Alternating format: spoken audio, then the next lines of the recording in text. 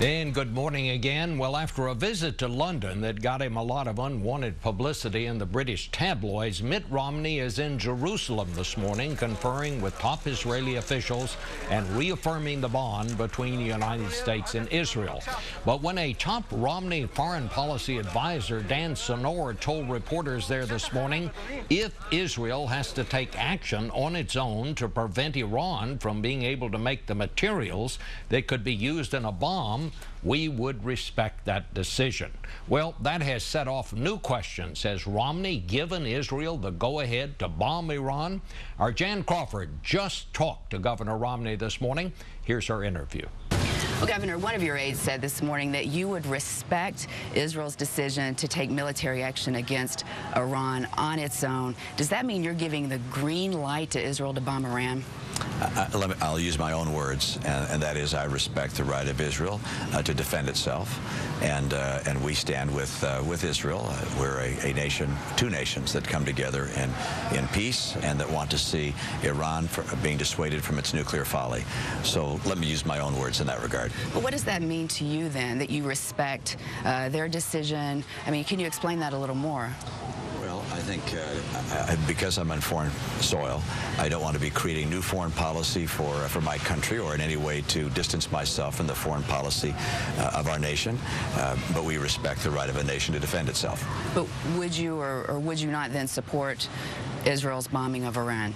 Well, again, that would be a statement which would be of a different nature than what our nation has already expressed with regards to Iran. What we have said, and with which I concur, is that we should use every diplomatic and political vehicle that's available to us to keep Iran from becoming a nuclear capability state. Those actions should be executed with the greatest speed that we can muster. If all those options fail, and they've not all been executed, they've not all failed entirely at this stage. If all those options fail, then we do have other options, and we don't take those other options off the table. But that's as far as I'm willing to go in terms of discussing this matter while on foreign soil. Well, do you think the time for those diplomatic solutions is running out or drawing to a close? Well, there's no question but that when I spoke at the Herzliya conference 5 years ago and laid out the 7 steps that I thought were necessary to dissuade Iran from their nuclear folly, that since that time, not all of those steps have been put in place, and we're 5 years closer. We're 5 years closer to a nuclear Iran. They have not slowed their process. All indications are they continue to amass enriched material that ultimately would allow them to have a nuclear bomb. That is something which is dangerous to the world. It's a national security threat to America, and it threatens the very existence of Israel. So you think that, I mean, Iran is a much more dangerous threat now than it was 4 or 5 years ago. Why is that? Well, Iran has put in more centrifuges. It has now been able to enrich more uranium. It has more, therefore, capacity to build at some point a nuclear weapon. It's not there at this stage. They have further enrichment required, but they've had 5 years of enriching and 5 years of construction. And is that and 5 years with which to work on, if they choose and if they have chosen, either missile capacity or bomb-making capacity in addition to the enriched material. So they're 5 years closer than they were when I spoke at Herzliya 5 years ago. And do you think that reflects a failure of the world's leaders to address some of these problems? I would have hoped that the posture I described in Herzliya 5 years ago would have been more fully implemented over the previous 5 years, and think that had that been the case, we would not be as close to nuclearization as we are today. Let me ask you some things about what you have said in the past. Back in December, you said before you were making any statements about policy as regards to Israel that you would call up your friend, the Prime Minister Benjamin Netanyahu. Is that the position that you would take on, say, Israel's policy in regards to Iran now? Well, we always speak. We always speak with our friends around the world. I'm sure our current president likewise would certainly want to communicate and have a discussion with our friends and allies around the world, and particularly those that are in the region, which would be most affected by steps that we might take. But Israel and America and many other nations, our allies, and even some that are geopolitical adversaries, concur with us that Iran must not become a nuclear nation. I'm trying to understand how your policies would be different from the current policies in the White House, and it seems that perhaps you would be willing to listen more to the Prime Minister. As you said, you would pick up the phone and call him first. Is it a difference in tone? Well, the challenge is, we have a long-standing tradition in this country to follow the advice of Senator Vandenberg, which is that politics ends at the water's edge. And so while I'm on foreign soil, I just don't feel that I should be speaking about differences with regards to myself and President Obama on foreign policy, either foreign policy of the past or foreign policy prescriptions. Are there differences between us? Of course. But being on foreign soil, particularly being here in Israel, this isn't the right time for me to draft those out. But again, I've spoken in the past at the Herzliya conference. I've described my own views, and I think those continue to be the views that people could consider.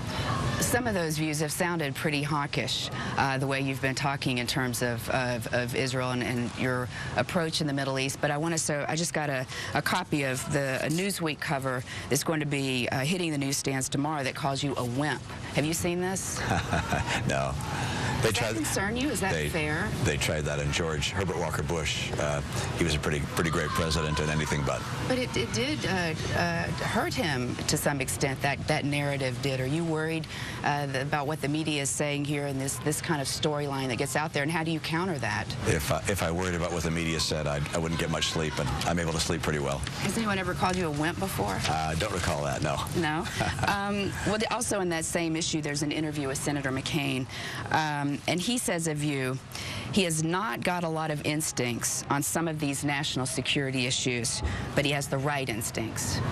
Does that sound like faint praise to you?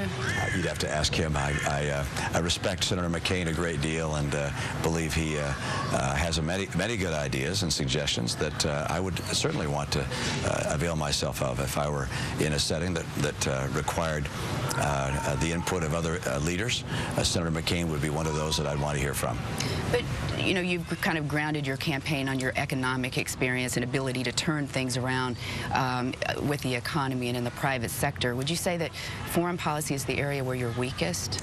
I would say that foreign policy is a place where intelligence, resolve, clarity, and confidence in cause is of extraordinary importance.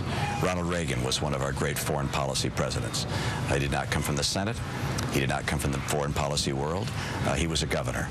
But his resolve, his clarity of purpose, his intelligence, his capacity to deal with complex issues and solve tough problems served him extremely well. And if I were elected president, I hope I could rely upon those same qualities. So it sounds like you're saying sometimes when a president steps into office, he's dealing with a host of issues on the world stage, and perhaps it comes down to character, because you can't anticipate what you're going to be dealing with. I mean, how would you describe the characteristics that you would bring as president to dealing with foreign policy? I believe that as people will look at me, they'll see a person who's dealt with a number of very difficult and challenging circumstances, and that I've been able to successfully navigate through those and create greater strength and greater opportunity. I believe that people recognize that I'm someone who has confidence in America's cause, that I am clear in the purpose that America represents, and that I would exercise might, if it were necessary, with resolve. And I believe that that's the kind of posture which Ronald Reagan represented. I hope I would as well. I can tell you that Ronald Reagan was able to accomplish extraordinary purposes for our country without having to put our military forces into conflict.